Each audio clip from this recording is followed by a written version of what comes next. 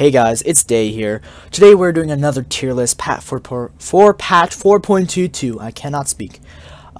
Discordia will rank her, however she has not seen too much play, so we will not know exactly where she falls in the meta. I'd say she's pretty strong though. But we're gonna start off like usual with Agni, who got a buff. Very interesting. Very interesting buff made by Hi-Rez. The point of balance has been shifted a little bit because of this. Agni now is pretty strong, actually, in my opinion. Total of 6 seconds got subtracted from his ultimate. Technically, if you add up all the cooldowns. He got increased attack speed, so his early game, especially with his passive, is really, it's a lot stronger now. His poke is a lot stronger. He's still not, like, high tier, like he's still low end of A+, but I think he's gonna see a rise. I've already seen him played a lot more in ranked, especially. Amazenkab, interesting that I feel like he's seeing a lot more play, and I think that might be due to the meta where the jungler starts in solo lane, so it's a lot less likely that you are gonna get camped. And if you play him in middle, you have a support and a jungler at your disposal almost immediately. So in both lanes, he has a benefit there. In the ADC lane, since he is one of the best boxing gods in the game, he has benefits there. And it's more of a 1v1 now in the dual lane, and you get so far ahead in the dual lane that he's really strong because his late game is powerful with them hives. Apwash, unlike these gods that have seen a rise, still kind of sucks booty cheeks, not gonna lie. Apwash has nothing that he provides other than maybe the stun on healing, but really that's very situational to begin with, and very minuscule, so that it can basically, that's the one defining quality of Apwash other than burst, which basically every other mage has, but better, because they also may have an escape, or may just have better CC. Just in general, Anubis kind of sucks. Or not Anubis, Apwash. Amaterasu, I think she got a buff. Her cooldowns got reduced a while back. It's not too major, so I don't think she's gonna rise too much, but she's still really strong. Her late game is there. Early game's kind of, you know, Amaterasu early game, one of the worst when it comes to the warriors, but once you get to late game, it's very strong from there. On her is the next hunter. I don't know, he's okay. The way On her plays is he's an early game hunter, and doesn't transition too well into late game. But there are other hunters that are ability based in early game that transition better late game, and we'll talk about that one god later. I mean, sure, he's got his ultimate with CC immunity, but that's about the best. He does have one of the best early pressures though, so I mean, there's always that defining quality. Next up is Anubis. He's not as bad as Apwash in my opinion, but he's still down there with Apwash, just because, you know, no mobility hurts any god right now. Just in general, no mobility hurts. But Anubis also does have the wrap, so he does have self-peel. He also has the slow on his 3, so he does have 2 forms of self-peel, not to mention his self-sustain with his built-in lifesteal. It's really strong, so I don't see him. In lower levels of play, definitely he can be fine, but higher levels, he might be a little bit iffy, or he needs a team comp draft around him. Ao Kwang is, you know, he's aight. Like, his early game's kind of like garbage, so you got to keep that in mind whenever you're going to play him.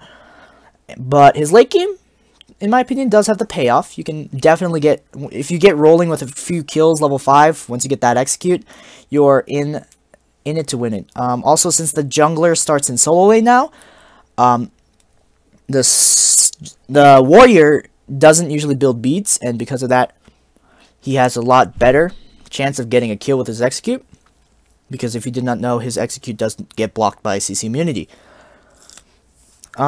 Next up is Afro. I don't know. I think she's like straddling the line between A- and B. We'll put her in B. It's Afro. Early game, kind of like really garbage. But if she gets to late game, you got a healer for 2 players. So, I mean, you got that going for you, I guess. But other than that, you know, why pick her? I guess we're gonna have like, I don't know. I haven't seen a lot of Apollos. I don't know where to put him exactly. I'll put him here, just because his attack speed steroid is the highest in the game. He's got global ultimate. His clear is decent. He's got fastest mez in the game.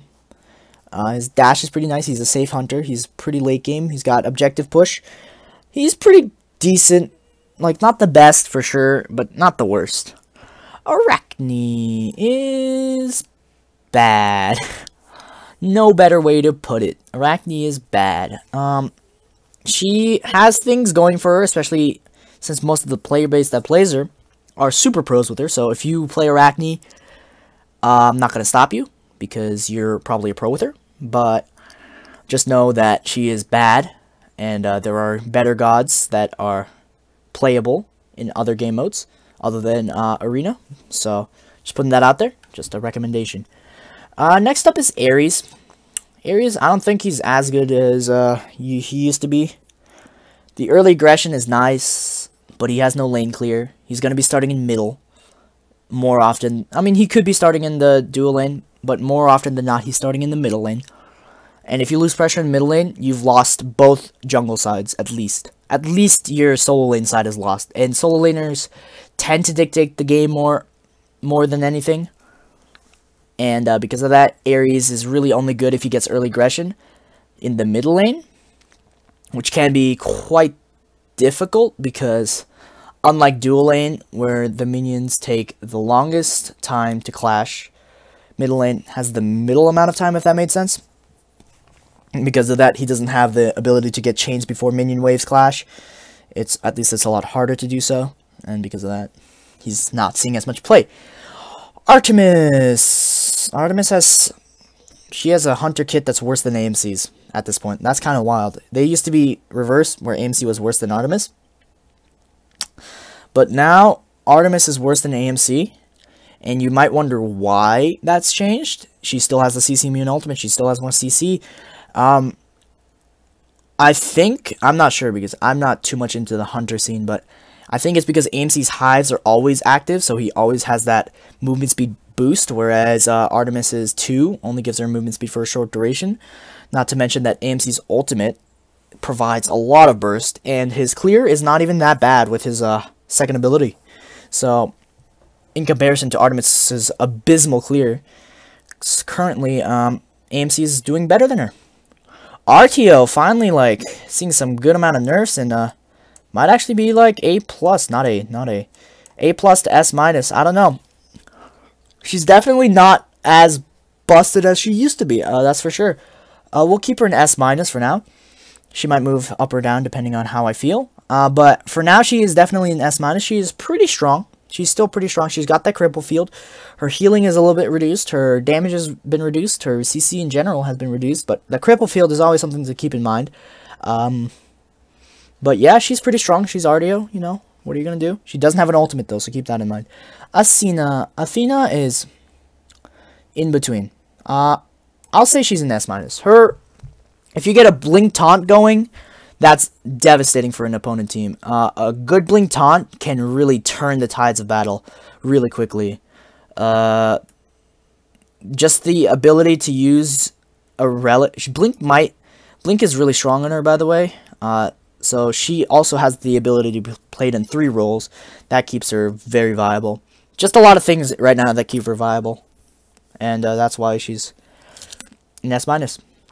Next up is a Wheelish. She's okay. Doesn't bring nearly as much early game damage as she used to, so she's not seeing as much play. And thus, I think she's best in A tier. She's still strong early game, but her early game, a part of that got sacrificed for a better late game, which isn't even that much better, so you know, it's a Wheelish. Bacchus, he's Bacchus. He's doing decent if you can get good amounts of damage going in a team fight and get some kills, or just do a lot of damage with your ultimate. Other Guardians have better CC than him, but he still has his flop, which is one of the best engages in the game. But other than that, he's kind of like, he's okay. Like, you can play him, he's just not too strong. Bakasur is kind of garbage. He can be played really nicely in the lower levels, but in the higher levels, it's a lot harder to pull him off. That is mainly due to the fact that he's very reliant on his ultimate, and once that's down, if he uses that, you either disengage, or you just make it so that he can't just free cast his ultimate and has to either run away or die while trying to get a kill. So there's that. Just a thing to keep in mind with Baka. Next up is Bastet. She's okay. She doesn't provide that much early pressure. She provides early pressure, don't get me wrong, but she doesn't do much outside of that. Her cats did get nerfed a while back, where towers no longer get affected by them, so she can't even split push late game anymore. She's just kind of there. The cat buff a while back didn't help her too much either, so she's chilling in A-.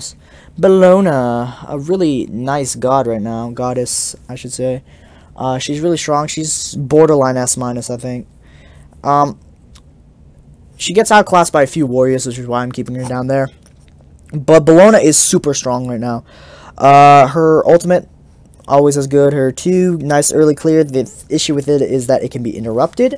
Her 3 gives her a disarm and healing, which is really useful in a hunter meta, where the hunter and solo laner are the 2 most key factors. So if you're the solo laner, you want to find out how to counter the other key factor, which is the hunter, and Bellona can do that surprisingly pretty easily with a disarm. Yeah, Bellona's always going to be strong. Never be surprised to hear that she's a strong god. I might even put her in S- just because of that. Cabrakan is actually seeing a rise. He's actually seeing a rise. I forget why he's seeing a rise. Maybe because the tanky or jungle meta is kind of coming back. But yeah, tanky or jungles are coming back, and because of that, Cabrakan's kind of coming back. He does a good amount of damage for a Guardian. He's also thick for a Guardian because of his passive. His CC is absurd. His control with his ultimate is absurd. Technically, if you count that ultimate, the wall, which blocks movement, he has 4 CC abilities, 1 in every ability, which is wild. His jungle clear is really nice. His solo clear is alright. So yeah, all in all, a pretty strong god. Just especially when it comes to jungling, and maybe because of the new start, Cabrakan shines more. Camazotz, he's got a lot of sustain, a lot of damage, not much else. Like, his CCs, he's got his 2. His sustain, though, is really powerful with his 2, his pools, his 3, and he's got tower dive potential. There's that. But, yeah, he's okay at best. He does have the early pressure. He does have the early jungle control because of his bats and stuff. But if you're going to play him, you're mainly playing him for the sustain.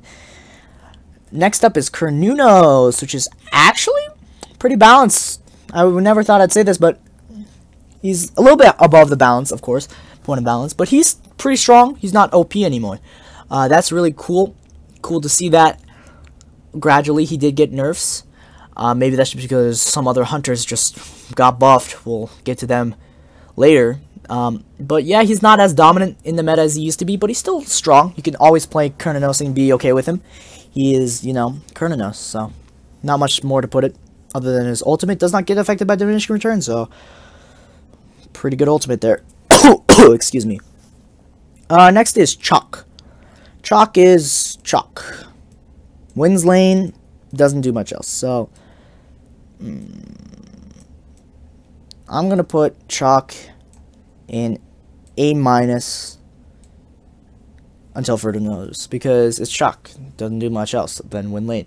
Chang'e does kind of the opposite. She doesn't really win lane, but she does a lot late game with her ultimate. Really good for team fights. Her healing, always useful. She's got Aegis and beads built into her kit. Her 1 is strong late game, where she can free cast it, basically. The issue is her early game, which is kind of bad. Just gonna put it lightly like that. Kind of bad. Chiron. Haven't seen him at all. Don't know. he might be A-, but I have not seen a Chiron player since Season 2. So I feel like he's a safe god and should be played more, but I haven't seen him at all, so we'll just keep him there. Kronos. Kronos is coolio. He's got things that he can do in the ADC role, and especially since that recent Titan's Bane nerf, he might see resurgence, especially ADC hunters, mage hunters might see a resurgence due to the Titan's Bane nerf that hit recently. So yeah, keep your eye out for Kronos. He might be in your games in the future.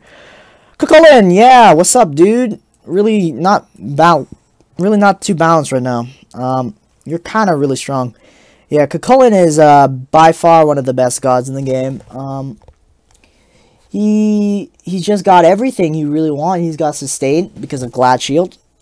He's also the best user of Glad Shield. He's got 4 damaging abilities in both forms, each doing a lot of damage. He is really tanky because of his Berserk. He doesn't use any mana, so his sustain once again. His CC is also absurd. Just his team fight, his bullying potential, just everything about him is just wild and needs to be toned down a bit. Some things like on his 1, how it has anti-heal and minion stun, maybe some of those can be toned back. His just everything else is kind of really strong right now. On the other, not the other end of the spectrum necessarily, but we got Cupid. In my opinion, better than Chiron at least. His ultimate grants a large slow area, which is nice in team fights especially. Heart Bomb is decent clear. He's got decent 1v1 because of it as well. His healing is nice to sustain in lane. Doesn't do much else outside of that. His dash, it's a dash. I mean, yeah, that's Cupid for you. He's okay. Daji's really strong. Remember when she was down here? Yeah, she just got buffed and now she's really strong. Her just everything got buffed, I think. Actually, I don't even know what got buffed. I'm pretty sure just like some damage numbers. I know her attack chain got changed. And I know her 1 has the haste effect, and her ultimate now the chains travel faster, so it's a lot easier to hit. Yeah, Daji's pretty strong right now. Like I said, Discordia is probably not going to be ranked, but if I would have to rank her, she's like straddling between these two. Probably S- right now, but like I said, a little too early to rank her so far. Erlong Shen. Erlong Shen is pretty strong right now. The attack speed nerf did hurt him a little bit, but he's still strong. He does have the clear because of his Mink form still. Yeah, he's pretty strong. He's got a heal on his taunt. He does have some poor matchups, though, which is why I'm putting him in A+ at best. He definitely loses to any god with anti-heal, like Serket and Osiris, two pretty popular gods right now. Kukulin has 50% anti-heal, which can easily be applied. I'm trying to think of other anti-heal gods. Those seem to be the ones of most importance. Odin is also a factor, and he also cannot leave Odin Cage. I think Odin, Osiris, and Serket are the only 3 gods with 100% anti-heal. Yeah, that's kind of wild. Something new you learn every day, but yeah, those 3 gods kind of hurt him a lot. But other than that, he has some decent matchups and some favorable matchups, so yeah, he's pretty strong. Fafnir. Fafnir is strong right now because ADC meta is here. If you're running a double guardian triple hunter or triple guardian double hunter comp, he's necessary. But I mean, like, if you're not running that, he's still really strong just because ADCs get so fed due to the way that starts work and how they get free early game farm, and there's not much pressure. So if you get your ADC ahead early on, you can kind of keep that ball rolling with Fafnir better than most other guardians. Next up is Fenrir. He's probably going to see a rise due to his new buffs. His Brutalize got protections. His 2 now no longer cost ruins, and they increased the amount of power and lifesteal. No, I think they reduced the lifesteal, but increased the power that it gave. And his ultimate now I think hits a larger area, and you can see the cone effect, so that you know if you're going to hit the opponent or not. All in all these changes probably will boost him up a bit, especially in the bruiser assassin category, since he's always kind of been like that, a bruisery assassin. So I feel like we'll see a pretty strong rise of Fenrir in the near future.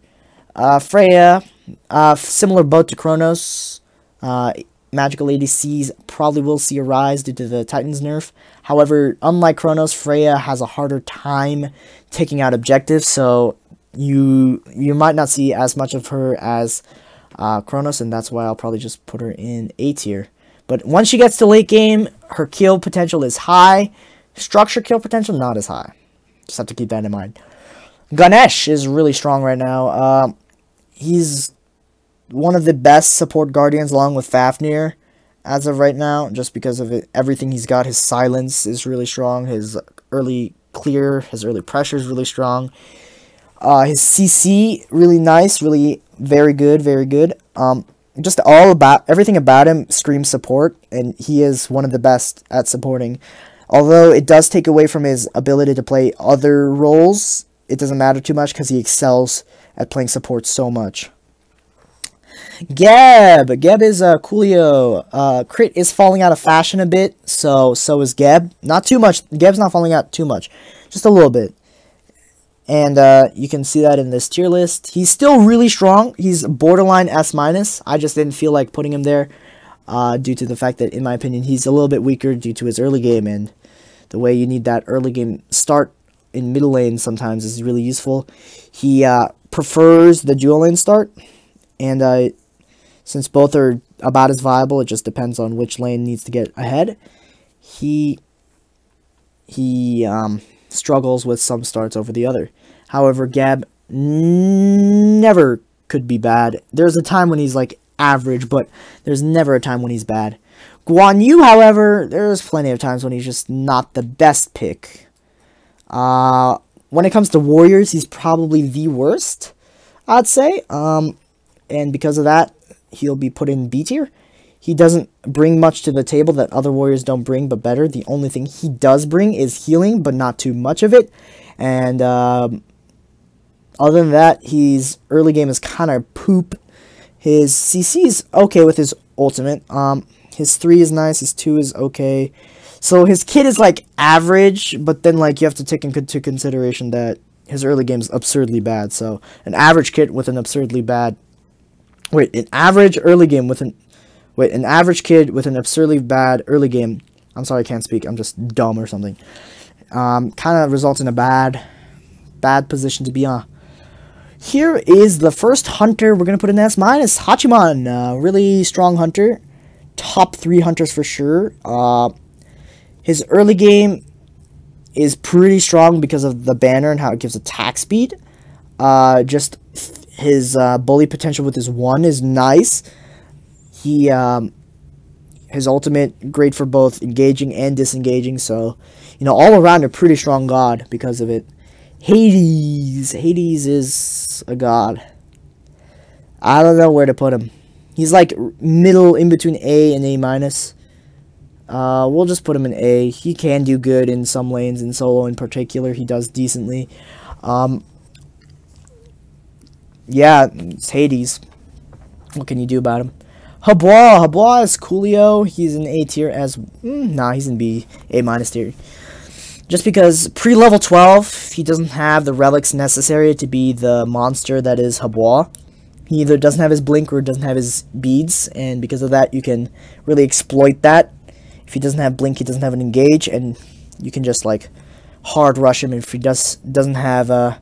beads, you can even harder rush him because now he's got blink, so he can engage, I guess, but now you can engage him, but harder because, you know, he doesn't have too much of an escape besides his ultimate, which he does not want to use to escape. So, yeah, Habois is strong in the right hands is the way I'll put it. Strong in the right circumstances, strong in the right hands. Hell's fallen out of popularity ever since Emilzi's, like, spring split. Played her in support, and now she's alright. She's okay. Is this spring split? No, it's summer split. They played her in summer split in support. She was really strong then. Now she's kind of drifted back to the A section of the tier list. So yeah, I mean, not too surprised there. She did bring healing, but she did not bring the tankiness that other supports provide. So yeah, she might see a rise again though soon, since item changes might be coming in. Next up is Hercules. I don't know where to put him. He's worse Cuckoldin, some would call him. He's pretty good sometimes.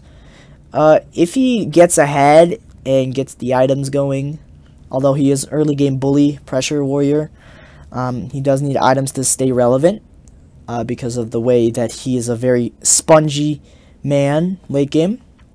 Ultimate doesn't provide much, but he does have 2 CC abilities, so can't be all too mad at the man. Ho Yi has been deemed no longer one of the best hunters. He is now above average.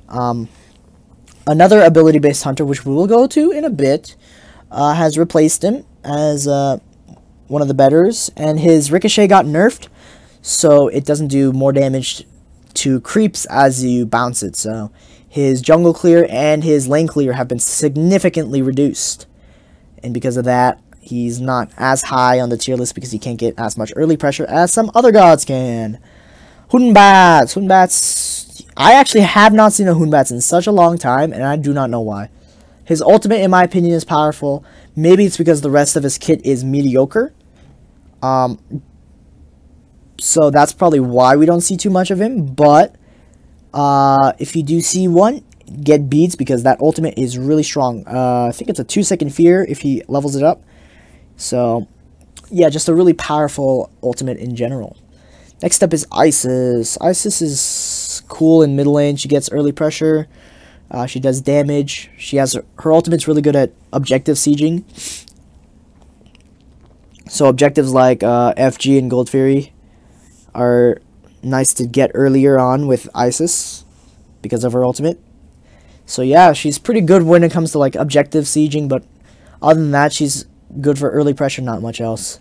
She has some CC, she has some damage, but you know, not much else like I said before. Izanami, another one of the top 3 hunters that we're going to talk about today. Her clear is absurdly good. Her late game is really strong. 70% attack speed on it, 1. Her damage is really strong because of this. Her ultimate is nice and quick. Does a good amount of damage and silences. So yeah, she just got a lot when it comes to boxing, especially because of her passive. So always keep that in mind.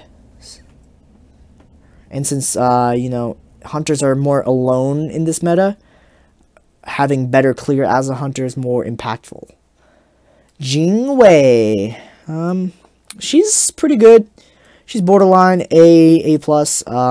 Her passive really makes her stand out when it comes to hunters. Other than that, she's got a kit. She's really safe is why most people will play her in general. Her safety is really powerful because not only can she back to base with less repercussions than most other hunters, she also has 2 escapes in her 3 and her ultimate, her 3 also giving her basically immunity to knockups. And thus she is very mobile and has a lot of easy ways of escaping and gets safe farm for late game where she starts hitting hard like any hunter.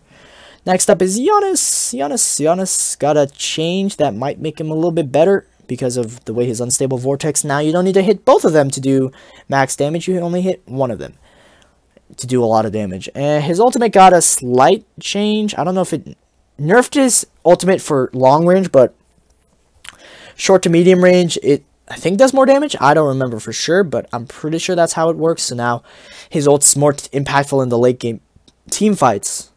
If you hit it. Excuse me. Next up is Kali.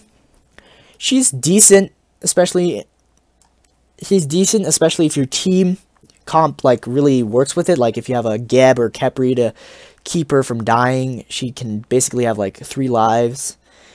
She does the best. Okay, let me phrase this. How do I phrase this properly? She excels if she gets the early kill, but since she's a later game character, it's hard for her to get that early kill. But if she does get that early kill, she will roll harder than most other gods in the game.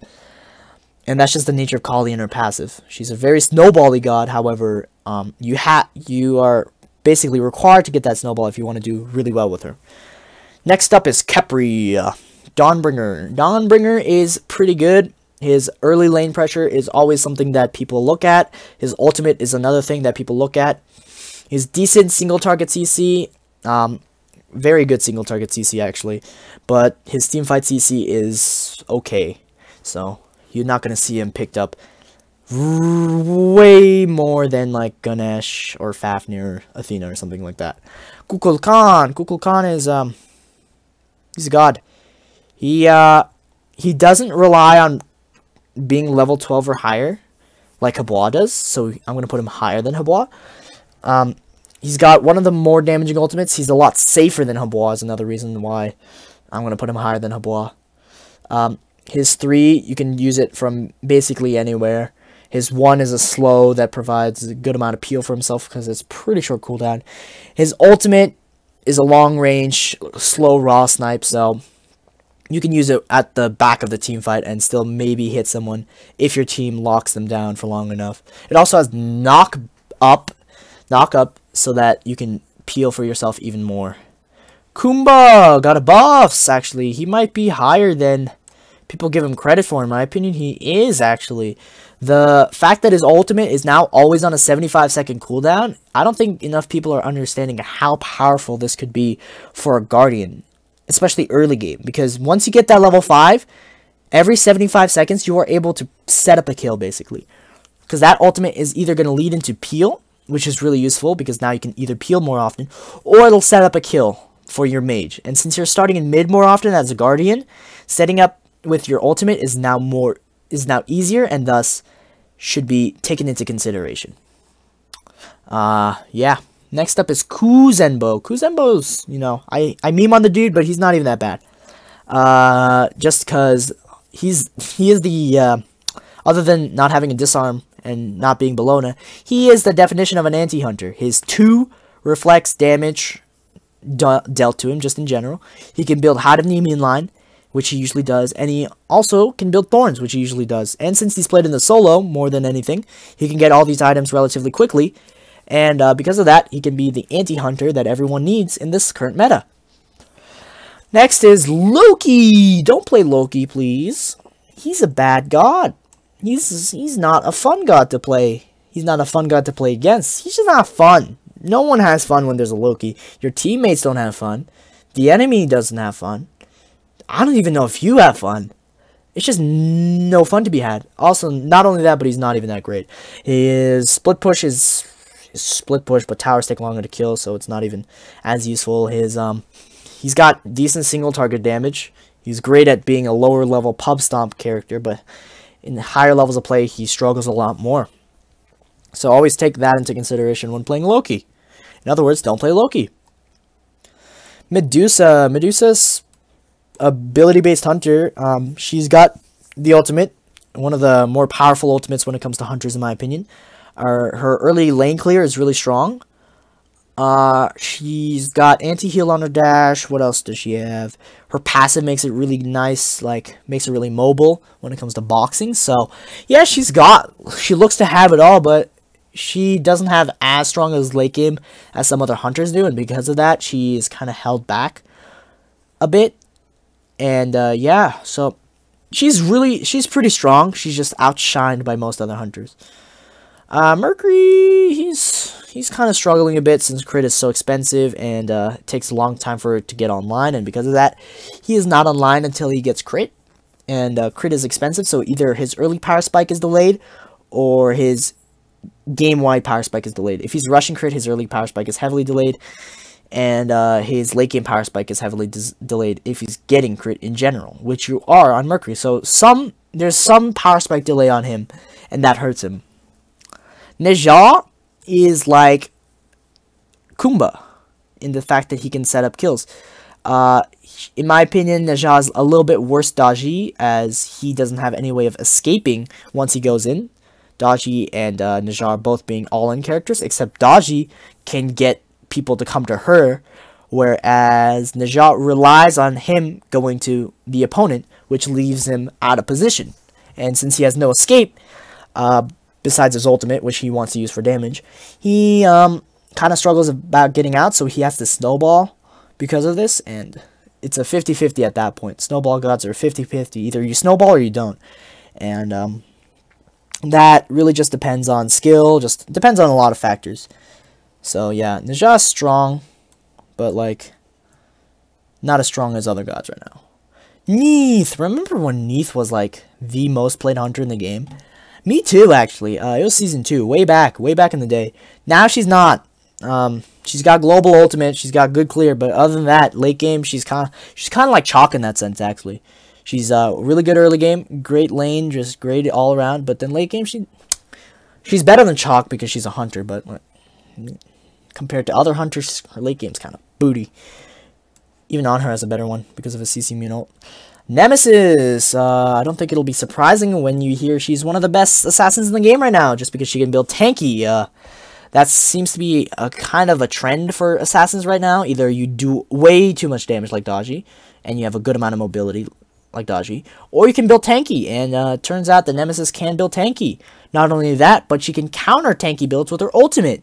So she is not only getting tankier with that ultimate, but she's also reducing the tankiness of the opponents. Very, very strong god right now. Very good at jungling. Yeah, so really, if you're playing jungle, really consider her as one of your higher options. Nikkei. She's got the late game. Her early game's, you know, early game Nike. It's like Amaterasu, but worse. So really bad is what I'm trying to say. Next up is Nox. Nox is really strong. She has the CC, she's got the root, and she can do other things too. Her ultimate reduces damage, but unlike other mages, she doesn't have the early game that you might want in mid lane. Nuwa is in the similar boat, except her ultimate is not as strong as Nox's in a team fight, but it does give complete vision of the opponents. She does rely on minions, however, and if those minions do not connect to the right target, your damage is heavily hindered. But she still has her perks, and because of that, she'll be in A tier. Odin. It's Odin. He's strong sometimes. Right now, he's not. He's been fluctuating a lot in this current season. Right now, he's okay. He can do some work. His ultimate is always strong. It's just that his bird bomb got nerfed a bit, and because of that, his early pressure got nerfed a bit. Osiris, on the other hand, is a strong warrior regardless of what's happened to him, because he's strong. He's with the likes of Bologna. So, yeah, Osiris is really strong because of his early pressure that you get basically instantly. He's really tanky, so he transitions decently into a late game frontliner. Especially since he gets mitigations from his passive. Really powerful there. His sickle is really strong when it comes to, you know, just being a nuisance to the opponents. And he has the potential to be one of the best solo laners in the game. Poseidon. He's got Kraken. He's got Whirlpool. He got buffed recently. Still not going to see as much play as some other mages. However, he's still pretty strong and should be considered because of that. Just because of his CC and his movement speed buff, he's pretty safe to play as well. And I would say he's an A+ tier. Ra is a healer mage that does some things decently and some things not as decently. He's a utility Poseidon. He doesn't have the CC, but he has the healing to make up for it. They both have decent clear, except Ra has better clear. And Ra's ultimate, although harder to hit, does more damage, but it does also lack the CC.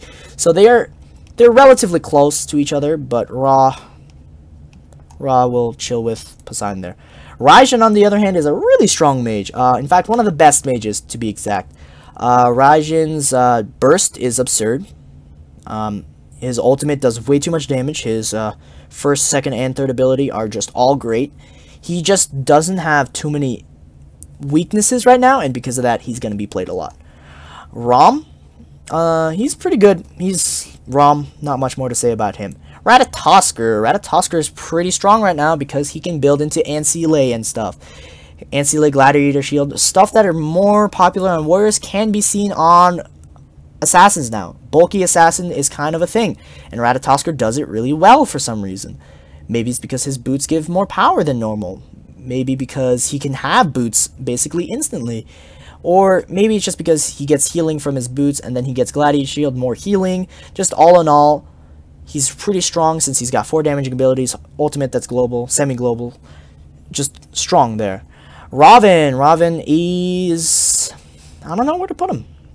He's not as strong as some other junglers right now, but he's still pretty strong. He's got the really strong early game, and his ultimate will always be a factor when playing him. It does a good amount of mitigations, and because of that, he can get a lot of snowballing kills early on, just because he can get to places where some other assassins cannot. Scylla has a lot of burst, but she can be shut down early game, especially since, you know, there's more gods in the early game in her lane now that junglers and supports are rotating more frequently to the middle lane. However, that also means she does get more protection with her jungler and her support there. But at that point, it's can you get to late game quick enough so that their jungler and their support don't mean to as much as usual. Saket is really strong right now. She is an assassin that can build tanky, which is weird. You would think that she needs to build crit and stuff. However, her ultimate doesn't need items at all. It's true damage. Flat true damage doesn't scale, don't worry.